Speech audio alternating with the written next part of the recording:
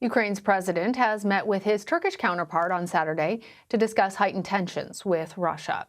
Ukraine is voicing concern about the increase of Russian troops along its eastern border. Officials say it could mean Moscow is getting ready to send forces into the country. But Russia argues its actions are not a threat, saying it can deploy troops wherever it wants within Russian borders. Western leaders are calling on Russia to back off.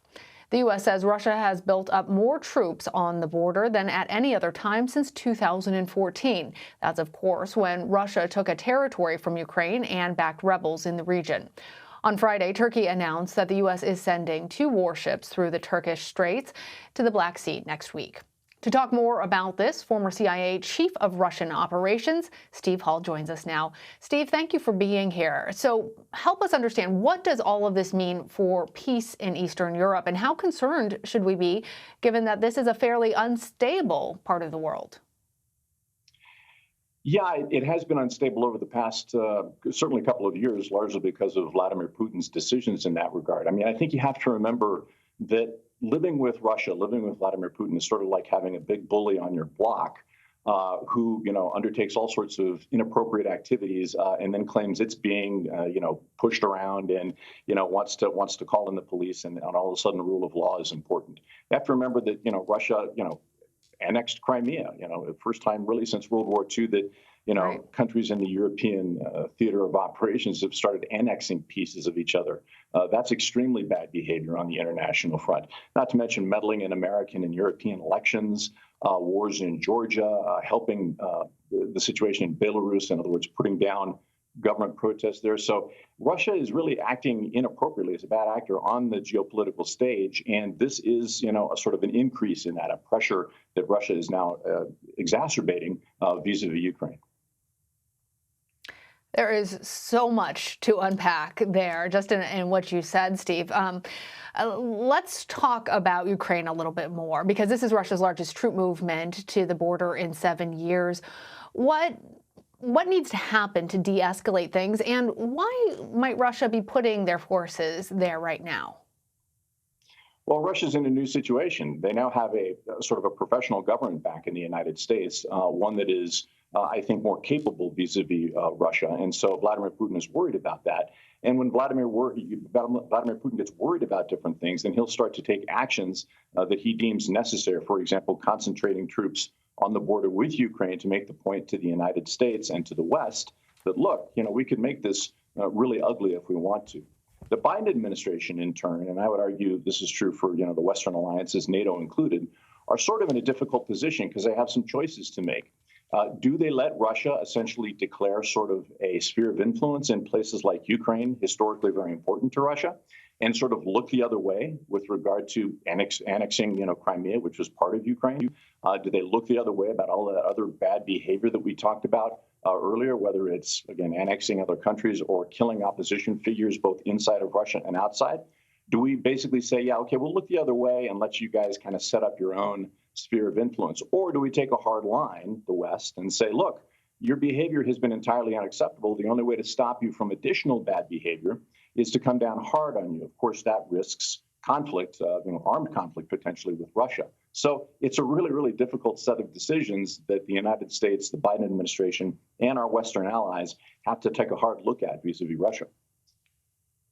Well, I want to follow up with the point that you're making about sphere of influence and shift it away from Ukraine and talk a little bit about Turkey's relationship with both Russia and the United States. In the past few years, it has shifted. The NATO ally began moving further away from the U.S. and closer to Russia in many instances. How is that coming into play here? And talk to us about why this is so important.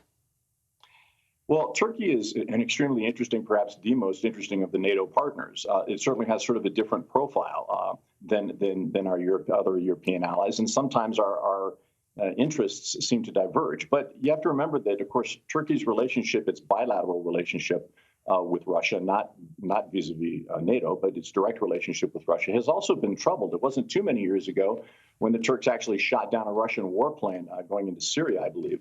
And that, brought in some initial iciness, but then they kind of got over their differences. And I think Russia views Turkey as a key component of its plan against NATO, which is not so much necessarily a military plan, but one where Russia can work to increase divisions inside the NATO alliance. And Turkey is certainly a good opportunity to do that. Some might argue that Germany in the Nord Stream 2 pipeline is also another opportunity for Russia to try to divide. So Russia understands it's in a difficult position militarily vis-a-vis NATO. It's probably outmatched, almost certainly outmatched. And yet there's other things that they can do on the soft power side of things to try to divide and weaken NATO itself. Let's go back to another point that you were making, Steve, about the tensions between the United States and Russia, and some of the things that you pointed out, including the cyber hacking, including Russian interference in U.S. elections. All of this coming into the background as the Biden administration is deploying warships into the Black Sea. What kind of message is the new administration trying to send to Putin? Well, the Biden administration, I think, has done an excellent job about being very firm and very consistent so far with regard to Russia. I mean, the president said that Putin is a killer, which is accurate. All you have to do is go back and do a little bit of research on all the folks that he has had his security services kill, whether they're dissidents or journalists or others.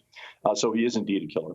He's putting his money where his mouth is. He's sending warships into the Black Sea. That's pretty carefully monitored by international treaties, but he is doing it. And he's, doing it. I think the United States and our allies are also taking other measures that Vladimir Putin can only interpret as a more aggressive, more assertive stance. And while some might argue that increases the likelihood of some sort of conflict, I would argue that this is simply the United States and our allies speaking the language that Putin understands best, which is one of simple power. Yes, we're going to show you military forces. Yes, we're going to draw red lines. Yes, we're going to hopefully make you understand the forces that you're dealing with, which in turn can then make diplomatic and sort of quieter discussions with the Russians actually more fruitful, I would hope. From hard power to soft power, I want to shift gears and talk about one of Vladimir Putin's harshest critics, Alexei Navalny. He's been on a hunger strike since last week. His imprisonment has sparked international protests. This week, the Biden administration said it is disturbed by reports of Navalny's deteriorating health. How is what's happening with Navalny affecting not only the relationship between the United States and Russia, but perceptions within Russia of Vladimir Putin's leadership? Yeah, the situation with Alexei Navalny is extremely interesting. I mean, it's also dramatic and sort of heart-wrenching too, just from a personal perspective. I mean, this is a guy who Putin took so seriously in terms of his anti-corruption exposure that Navalny was involved in terms of what the Kremlin and specifically what Vladimir Putin had been up to with ill-gotten gains. Putin saw that as such a threat that he actually tried to kill Navalny using chemical weapons. Yet Navalny goes to Germany, recuperates, and then decides to return to Russia, where he had to have known, as did his wife and family, had to have known that the state was going to take grave action against him. And of course they did. And now he's in very serious, as you alluded to, very serious health conditions. It's the dictator's dilemma from Putin's perspective. Do you, I think, slowly murder him? I think that was a phrase used in a Washington Post editorial this morning, by putting him in a tuberculosis-ridden Russian jail and sort of let the Russian system take him that way slowly. Is it more of an execution style thing, like happened to Boris Nemtsov, who was shot not too many years ago right in front of the Kremlin? Or do you let him come out from jail and then risk having him bring the hundreds of thousands of people into the streets of Moscow in protest, like he's done in the past? So it's really difficult from the U.S. perspective. Really, the Americans, I don't think our government has any alternative, but of course to condemn the brutality of the actions of Putin's regime. But by the same token, it gets back to that bigger geopolitical issue. If the issue is a geopolitical one between NATO and Russia, how do we treat Navalny and yet further our own geopolitical interests at the same time? So it's a very, very complicated chessboard that both sides are operating on. It is interesting to see that three-dimensional chess taking place, and such an important topic to particularly keep our eye on as those chess pieces move. Steve Hall, thank you. My pleasure.